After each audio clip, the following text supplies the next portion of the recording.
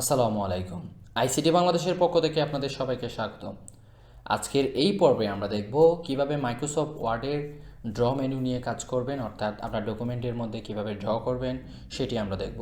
তো চলুন শুরু করি। প্রথমে আমরা আমাদের ওয়ার্ড অ্যাপ্লিকেশনটি ওপেন করে নিব। ওপেন করে নেওয়ার পর আমরা এখান থেকে একটা ব্ল্যাঙ্ক ডকুমেন্ট নিব।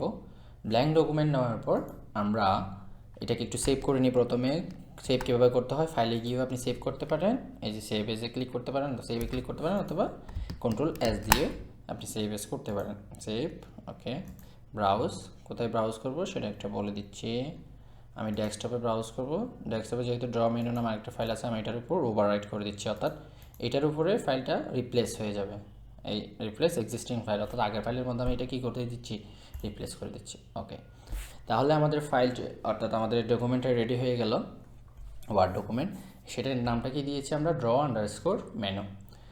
এখানে আমরা গত ভিডিওগুলোতে দেখেছি ফাইল মেনু, হোম মেনু এবং ইনসার্ট মেনুর কাজ আমরা দেখেছি। আজকে আমরা যেটি দেখব সেটি হচ্ছে ড্র মেনু। তো ড্র মেনুতে বেশি টুলস নাই বলতে গেলে, সামান্য কয়েকটা টুলস আছে। সেখানে 4টা সেকশন, একটা হচ্ছে টুলস, প্যানস, কনভার্ট, ইনসার্ট। সো এই টুলসের কাজগুলো কি সেটি আমরা দেখব। প্রথমে আমরা যেটা দেখতেছি সেটা হচ্ছে ইরেজার। ইরেজার আমরা সবাই জানি, ইরেজার দিয়ে কী করা হয়, ইরেজার দিয়ে কোনো কিছু মোছা হয়। তো আমরা যদি এখান থেকে কোনো একটা প্যান নিলাম, নেওয়ার পর আমি এখানে লেখা শুরু করলাম। ধরেন আমি একটা লিখতেছি, আমি একটা সিগনেচার দিচ্ছি।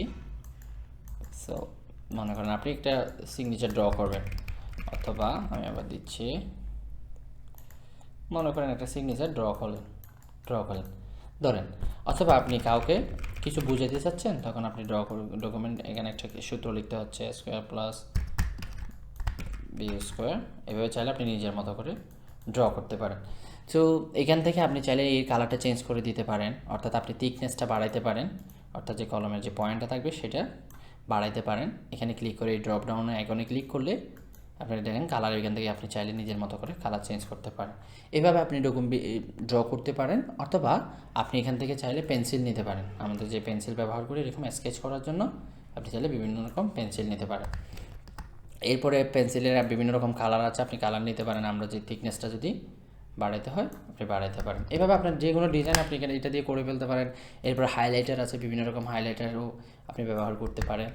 এখান থেকে আপনি কালার চেঞ্জ করতে পারেন, সেম আপনি যে কোনো কালার দিতে পারেন। হাইলাইটার এটার এই থিকনেসটা কমাই দিতে পারেন, তারপর আপনি যে কোনো ধরনের কালার এখানে আপনি ব্যবহার করতে পারেন। আচ্ছা, এটি গেল। এরপর আমরা যেটা দেখব সেটা হচ্ছে অনলি প্যান। আমরা প্যান ব্যবহার করতে পারি। নর্মালি আমরা যদি কিছু লিখতে চাই, আমার দেশ, দেখেন আমরা লিখতেছি। তো এইভাবে চাইলে আপনি লিখতে পারেন জাস্ট প্যান ব্যবহার করে। বিভিন্ন রকম প্যান্স আছে, পেন্সিল আছে। এটাই হচ্ছে ড্রয়ের প্যান্সের কাজ। এরপরে আমরা যেটি দেখবো, এখানে গেলে আপনি মোর কালারগুলো যেতে পারেন। আবার যদি কালার পছন্দ না হয়, আপনি যে কোনো কালার এখান থেকে লিখতে পারেন, অথবা ড্র করতে পারেন। এবার বিভিন্ন রকম ইফেক্টও দিতে পারেন, অর্থাৎ কালার, অনেকগুলো কালারের সমষ্টি এই প্যানটা। আমরা এরকম যেগুলোকে আমরা ব্যবহার করি, আমাদের ছোটোবেলা আমরা এগুলো ব্যবহার করতাম, প্যান কালারগুলো। সো এভাবে করে কিন্তু আপনি নিজের করে আপনি ডকুমেন্টে কোনো কিছু ড্র করতে চাইলে, যদি প্রয়োজন হয় তখন আপনি ড্র করতে পারেন। এরপর আমরা যদি কোনো কিছু অ্যাড করতে চাই, আপনি চাইলে পেন্সিল অ্যাড করতে পারবেন, এখানে প্যান অ্যাড করতে পারবেন, হাইলাইটার অ্যাড করতে পারবেন। আমরা কিন্তু এখানে অলরেডি অ্যাড করা আছে, এগুলোতে চাইলে আপনি ডিলিটও করে দিতে পারেন। ধরেন আপনার পেন্সিলটা প্রয়োজন নয়, আপনি রাইট বাটন ক্লিক করলে ডিলিট চলে গেল, অথবা আপনি এখানে ক্লিক করলে, এই ডিলিটে ক্লিক করলে ডিলিট হয়ে যাবে। তো এইভাবে চাইলে আপনার যদি অ্যাড করতে হয় অ্যাড করলেন, এভাবে আপনি চাইলে কালারটাও দিলেন, এভাবে সেটা নিয়ে আপনি কাজ করতে পারেন। এটি গেল প্যান। এরপর আমরা যেটি দেখবো, আমরা যদি অল সিলেক্ট করলাম, মুছে দিলাম, অর্থাৎ ক্লিয়ার করে ফেললাম। এরপর আমরা যেটি দেখবো সেটি হচ্ছে, আমরা একটু বাইরে ক্লিক করি। আমরা এইটার প্যানটা থেকে, অর্থাৎ এখানে ক্লিক করলাম, করার পরে দেখেন, অথবা আমরা ওকে, কন্ট্রোল ওয়াই আগের বার দিলাম।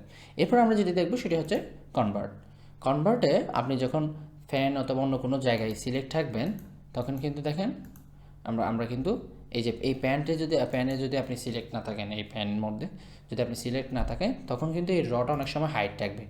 হাইট থাকলে এটা আপনার থেকে প্যানে ক্লিক করে তারপর শো করতে হবে। এটার কাজটা আসলে কি? এটার কাজটা হচ্ছে, আপনি যখন কোনো কিছু ড্র করবেন, দেখেন আমি জাস্ট একটা আমি ড্র করতে চাচ্ছি, কোনো একটা আয়তক্ষেত্র ড্র করতে চাচ্ছি, তখন আপনি কী করবেন, এইভাবে আয়তক্ষেত্রটা ড্র করার চেষ্টা করবেন। কিন্তু আসলে মাউস দিয়ে এগুলো সম্ভব হয় না। মাউস দিয়ে অ্যাকচুয়াল যে আয়তক্ষেত্রটা আছে সেটা অঙ্কন পসিবল না, তাহলে একটু বাঁকা হচ্ছে, দেখতে খারাপ লাগতেছে। এটার জন্য আপনি কী করতে পারেন, এটাতে ক্লিক করে ইনটু শেপ, অর্থাৎ আপনি যখন এটা ড্র করবেন সেই অটোমেটিকলি বুঝে নেবে এটা কি আয়তক্ষেত্র। আপনি যদি এখানে একটা বর্গ করতে চান সে অটোমেটিকলি বুঝে নেবে এটা একটা বর্গ, অথবা আপনি যদি একটা বৃত্ত করতে চান সে বুঝে নিলে এটা একটা বৃত্ত। তাহলে এখানে আপনি যে কোনো ধরনের শেপ কিন্তু আপনি এখান থেকে, এখানে অনেকগুলো শেপ আছে, আমরা এখান থেকে একটা দেখি। ওকে, আমি এই শেপটা নিই, ত্রিভুজের শেপটা নিই। ওকে, তাহলে এভাবে এরকম শেপ কিন্তু আপনি চাইলে ড্র করতে পারেন, সেটা আপনি ওখান থেকেও নিতে পারেন, শেপটা নিতে পারেন, কিন্তু আপনি চাইলে এখানে ড্র করতে পারেন। এটাই হচ্ছে ইনটু শেপের কাজ। ড্রয়িং ক্যানভাসটা নিলাম, নেওয়ার পরে আমরা কি করতে পারি, এখানে ড্র করতে পারি স্পেসিফিকলি, অর্থাৎ একটা ডকুমেন্টের নির্দিষ্ট একটা এরিয়াতে যদি আপনার কী করতে হয়, ড্র করতে হয়, তখন আপনি এখানে ড্র করতে পারেন। এই যে এখন ড্র করলে কিন্তু এটা বাইরে যাচ্ছে না, এটাই হচ্ছে ড্রয়িং ক্যানভাস। এই যে দেখেন, সো এতটুকু পর্যন্ত আমি কি করেছি, ড্রয়িং ক্যানভাস হিসেবে এটাকে সিলেক্ট করেছি আমার। এখন আমি চাইলে এটাকে কি করতে পারি, বাইরে নিয়ে যেতে পারি না, এটাই হচ্ছে কথা। তো ড্রয়িং ক্যানভাস আবার দেখাচ্ছি, আমরা ড্রয়িং ক্যানভাসে ক্লিক করবো, যেহেতু আমি বাইরে করতে চাচ্ছি না। অনেক সময় আমাদের এরকম হয়, আমাদের প্রয়োজন হয়, ধরেন আপনি এখানে একটা পার্ট তৈরি করতে ড্র করতেছেন, তাহলে আমি একটা ড্র করি, বাইরে গেল, তাহলে এখন কিন্তু এটা এখান বাইরে আর শো করবে না। এই যে দেখেন, যতটুকু আপনার দেখানোর প্রয়োজন ততটুকু শো হবে। তো এইভাবে চাইলে আপনি ক্যানভাসটা বলে দিতে পারেন। এই যে, অথবা আমরা রাইট বাটন ক্লিক করি, ফিট, অর্থাৎ সে এটার সাথে ফিট করে দিতে পারি, অথবা রাইট বাটন ক্লিক করে এক্সপান্ড, একটু বড় করতে পারি। রাইট বাটন ক্লিক করে স্কেল ড্রয়িং, আমি নিজের মতো করে এটাকে ছোটো বড় করতে পারি, এটাই। সো এইভাবে আপনি চাইলে কী করতে পারেন, ড্রয়িং ক্যানভাস নিয়ে কাজ করতে পারেন। রাফ টেক্সট আপনি চাইলে same, behind text, in front of text, যেগুলো আমরা জানি, স্কোয়ার, টাইট, এই জিনিসগুলো আমরা সবাই জানি।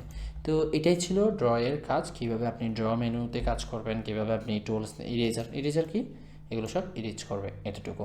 তো কীভাবে আপনি পেন বিভিন্ন রকম পেন নিয়ে কাজ করবেন, হাইলাইটার নিয়ে কাজ করবেন, পেন্সিল নিয়ে কাজ করবেন, তারপরে কীভাবে আপনি ড্র করলে শেপে পরিণত হবে, আবার যখন আপনি ড্র করবেন তখন ম্যাথের মধ্যে পরিণত হবে, বিভিন্ন ম্যাথমেটিক ইকুয়েশনের মধ্যে পরিণত হবে, সেটাও আমরা দেখেছি। এরপর আমরা স্পেসিফিক এরিয়াকে ক্যানভাস হিসেবে, ড্রয়িং ক্যানভাস হিসেবে ঘোষণা করে ইনসার্ট করে আমি ওইখানে কি করতে পারি, আমরা ড্রটা করতে পারি। এটাই ছিল ড্র মেনুর কাজ। আমরা পরবর্তী ভিডিওতে ডিজাইন মেনু এবং লেআউট মেনু নিয়ে কথা বলবো।